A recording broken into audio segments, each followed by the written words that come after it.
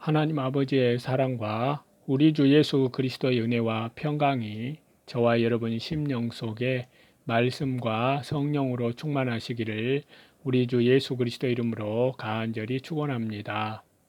오늘은 구약성경 예레미야 29장을 본문으로요. 포로들에게 보낸 서신과 다시 재림하시는 주 예수 그리스도라는 제목으로 하나님의 말씀을 받도록 하겠습니다. 먼저 1절을 보시면요. 예레미야 선지자가 예루살렘에서 바벨론의 포로로 잡혀간 유다 백성들과 장로들과 제사장들과 선지자들에게 편지를 보냅니다. 포로 중에 남아있는 아직 살아남아있는 자들을 말씀하고 있는데요. 2절에 보시면요. 여고니야 그러니까 여호야긴 왕이 포로 잡혀갈 때는 제2차 포로였습니다. 그때가 BC 597년이고요. 그때에 많은 목공들과 철공들과 왕의 모친과 국모와 신하들과 유력한 백성들이 많이 포로로 잡혀갔습니다. 예레미야 선지자는 그들에게 편지로 하나님의 말씀을 전하였습니다. 황가는 내시로서 높은 지위의 관리들을 말하는데요. 목공, 철공 그들은 건물을 건축하지 못하게 하고 철로 기계나 무기 등을 만들지 못하게 하기 위해서 이들을 다 사로잡아 갔습니다. 목공이나 철공 같은 기술자들이 그들에게 많이 있으면 유다가 다시 부흥되고 무기를 만들어 바벨론에 대항할 염려가 있기 때문입니다. 포로된 기술자들은 자기들의 기술이 아무리 좋아도 유다를 위해서 일할 수 없게 되었습니다. 우리에게 하나님을 위해 일할 수 있는 기회가 주어진 것이 참으로 큰 은혜이며 놀라운 축복입니다. 하나님을 위해서 일할 수 있는 기회가 항상 있는 것이 아니기 때문에 기회가 있을 때에 우리에게 있는 모든 것을 가지고 하나님 나라와 주님의 영광, 주님의 교회와 복음을 위해서 일해야 될 줄로 믿습니다. 3절인데요. 유다왕 시드기야가 엘리사와 그마리아 두 사신을 바벨론 왕 느부갓네살에게 보낼 때에 예레미야가 그 편에 편지를 써서 바벨론에 있는 유다 포로들에게 하나님의 말씀을 전했는데요. 여기에서 사반은 요시야 왕의 종교 개혁에 협조한 사람입니다. hil기야는 요시야 왕을 돕던 사람이고요. 예레미야에게도 도움을 주던 사람입니다. 그 당시는 유다와 바벨론의 왕래가 어려웠기 때문에 바벨론에 편지를 보내기가 쉬운 일이 아니었습니다.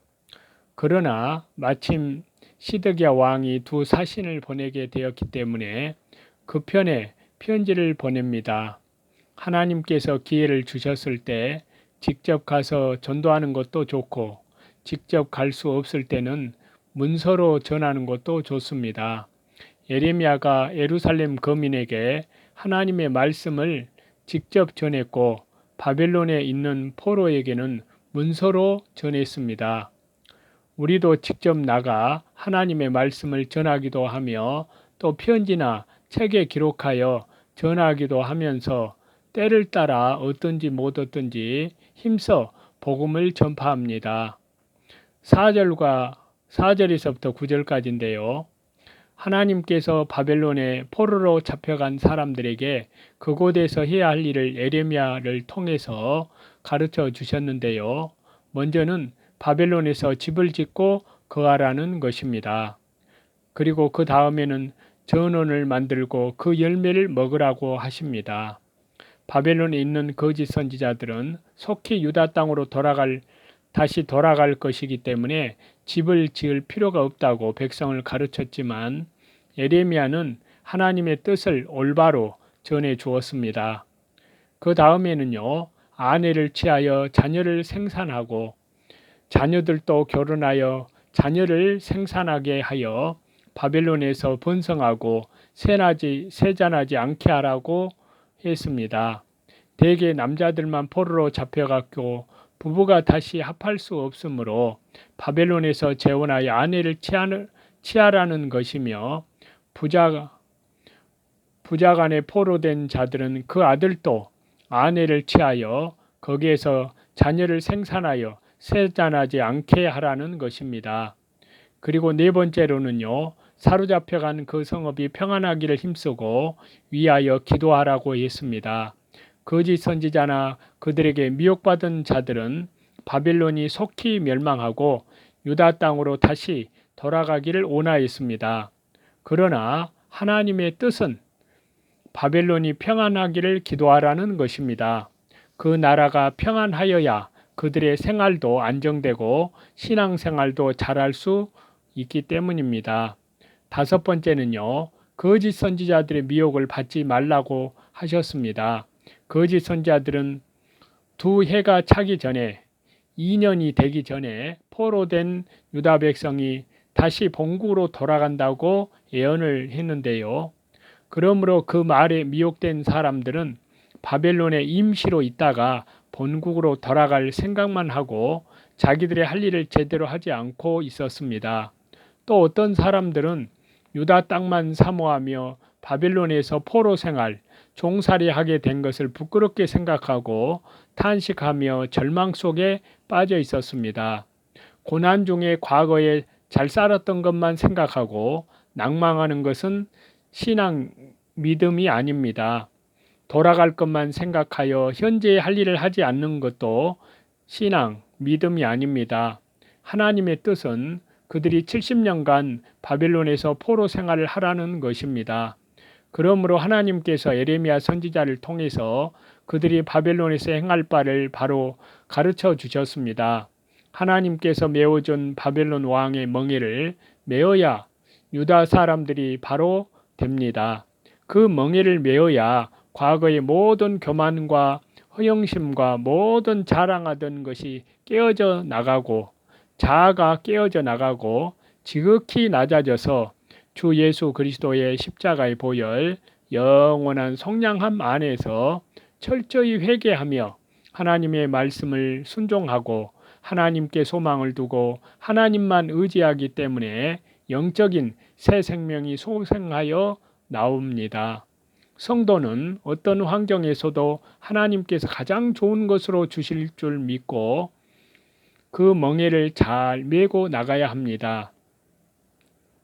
과거의 모든 것을 다 잊어버리고 미래의 것은 하나님께 맡기고 오늘 지금 할 일을 올바로 하는 것이 믿음입니다.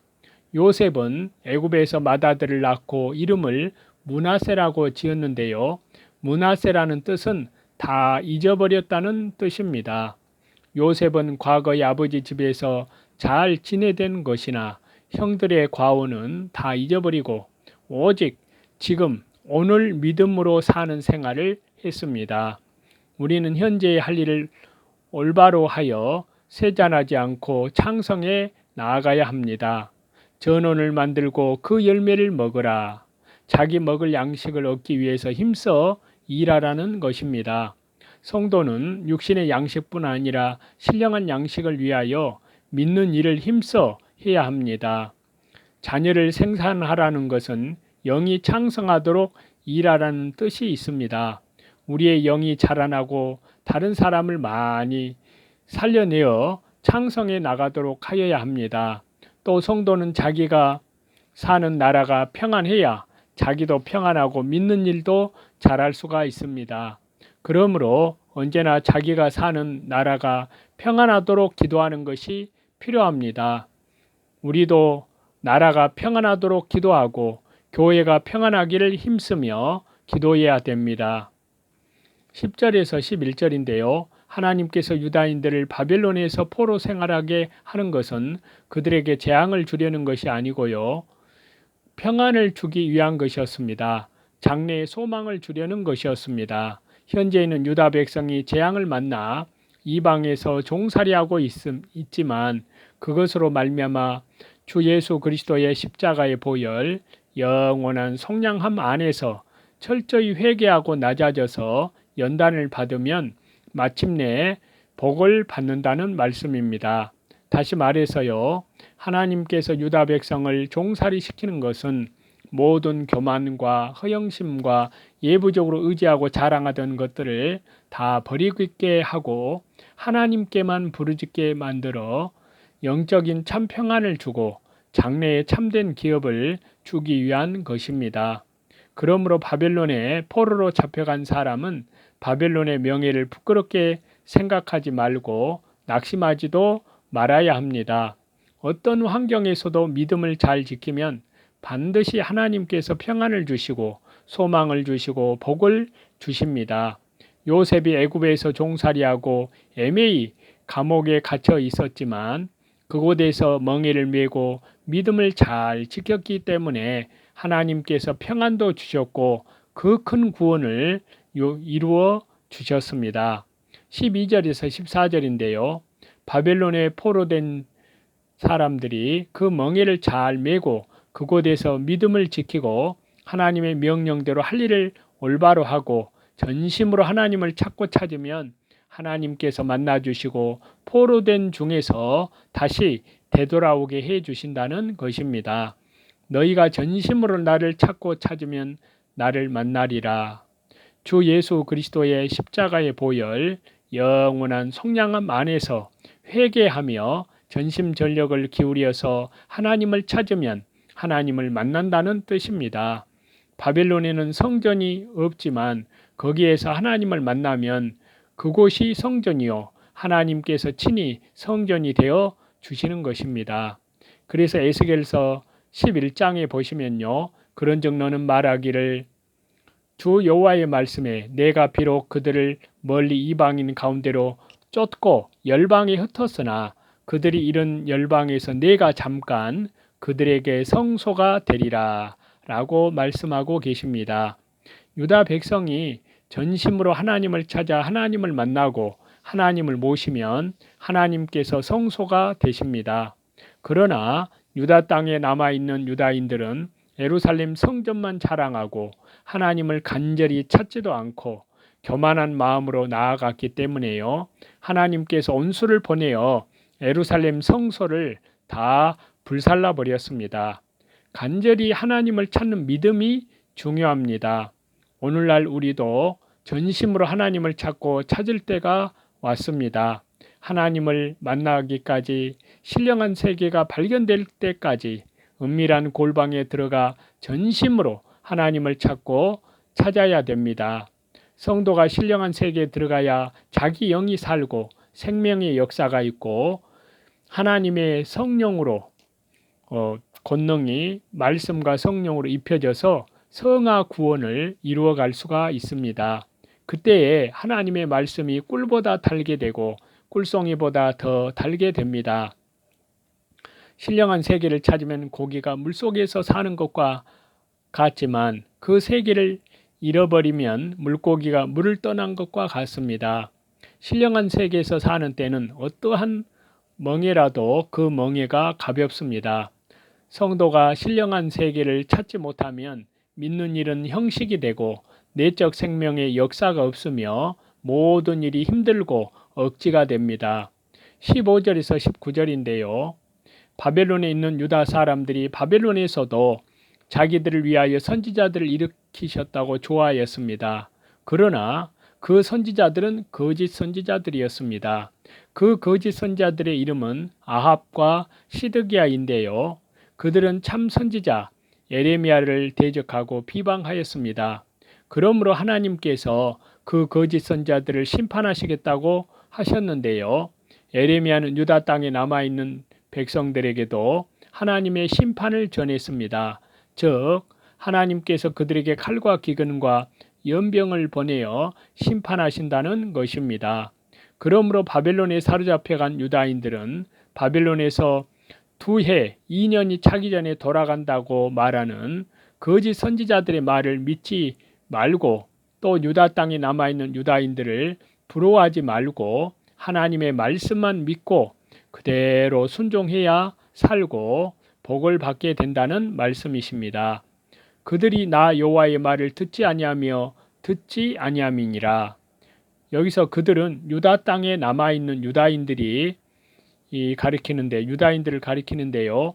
망하게 될 원인은 하나님께서 하나님의 종 참 선지자들을 부지런히 보냈지만 그 선지자들의 말을 듣지 않았기 때문입니다.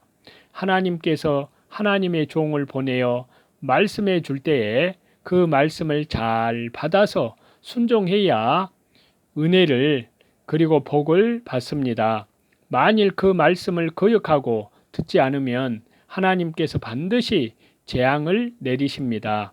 20절에서 23절인데요.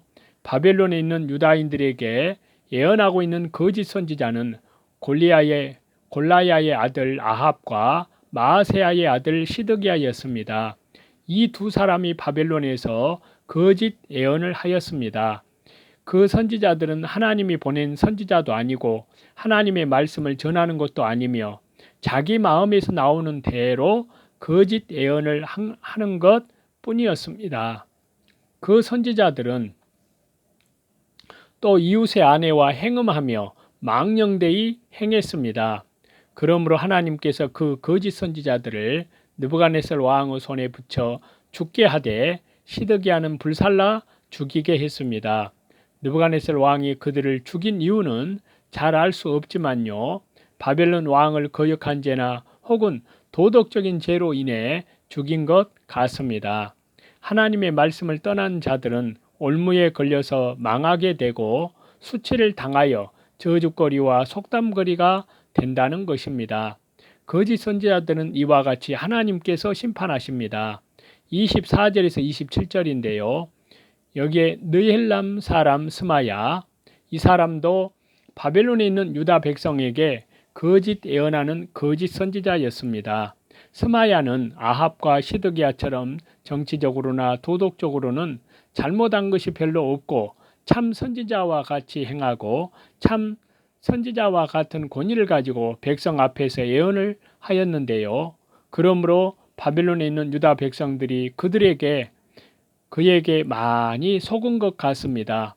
또한 거짓 선지자 스마야는 유다 땅에 남아있던 제사장 스바냐와 모든 제사장들에게 편지를 보내어서 에레미야는 미친 자와 같고 자칭 선지자요 하나님의 참 선지자가 아니다. 그를 착고에 채우며 목에 칼을 메우고 책망하라. 그렇게 말을 했습니다. 즉 거짓 선지자 스마야가 자기 권위를 가지고 예루살렘에 있는 제사장들에게 에레미야를 용납하는 것에 대해서 책망하는 내용입니다. 스마야 자신이 자칭 선지자이면서 도리어 에레미야를 거짓 선지자라고 말합니다. 이것이 적반하장입니다. 자기가 벌을 받아야 할 터인데 도리어 예레미야 선지자를 벌하라고 하는 것입니다. 거짓 선지자가 참 선지자를 핍박하고 미쳤다고 하는 때가 많이 있습니다. 예수님을 미쳤다고 친속들이 붙들려 나왔고 또한 사도 바울을 미쳤다고 하였습니다. 28절인데요. 거짓 선지자들이 에레미야를 미쳤다고 하며 핍박한 이유는 에레미야가 전하는 말씀 때문이었습니다. 그것은 바벨론에 사로잡혀간 유다인들이 70년 동안 바벨론 왕을 섬기며 그곳에서 집을 짓고 전원을 만들며 아내를 취하여 자녀를 낳아 번성하고 그 성이 평안하기를 힘쓰고 위하여 기도하라는 것입니다. 그러나 거짓 선지자들은 에레미야의 말을 비방하면서 오히려 2년 내에 속히 돌아갈 것이니 바벨론에 정착할 필요가 없다고 하였습니다. 29절에서 32절인데요. 바벨론에서 보낸 스마야의 글을 제사장들이 받아 에레미야에게 읽어주었습니다. 이것을 보면 유다 땅의 제사장들은 에레미야 선지자를 인정하고 있었던 것으로 보입니다. 그 글을 읽을 때에 스마야에 대한 여호와의 말씀이 에레미야에게 임했습니다. 그 내용은 스마야는 여호와께서 보내지 않았으며 그가 말하는 것은 하나님께서 명하지 않은 거짓말이라는 것입니다. 그러므로 여호와께서 스마야와 그 자손에게 벌을 내려 멸망시키겠다고 하였습니다. 어느 시대나 거짓 선지자는 하나님께서 반드시 벌하십니다. 거짓 선지자는 자기도 벌을 받고 그 자손도 벌을 받습니다. 거짓 선지자들은 하나님의 일을 방해하기 때문에 하나님께서 진노하셔서 그 대가 끊어지도록 벌하십니다. 내 백성에게 행하려 하는 선한 일은 하나님이 택한 백성을 구원하는 일입니다. 거짓 선지자나 그를 따라가는 자들은 하나님의 구원 역사에 참여하지 못하고 구원의 세계를 보지도 못합니다. 거짓 선지자들은 하나님의 말씀을 애곡하고 혼돈을 시킵니다. 당시의 유다 백성들 중에는 이러한 거짓 선지자들의 말에 귀를 기울이는 자들이 많았습니다. 그래서 결국 그들은 모두 멸망의 심판을 경험하게 되었는데요. 따라서 저와 여러분 성도들은 확고한 믿음으로 그 미혹을 이겨내야 될 줄로 믿습니다. 그러한 믿음으로 날마다 자기를 부인하고 날마다 자기 십자가를 지고 믿음의 주여 온전케 하시는 주님만을 바라보면서 주님의 재림을 향하여 이제 땅끝까지 복음을 증가하라는 그 사명을 잘 감당해 내시는 저와 여러분이 다 되시기를 다시 재림하시는 우리 주 예수 그리스도의 이름으로 간절히 축원합니다.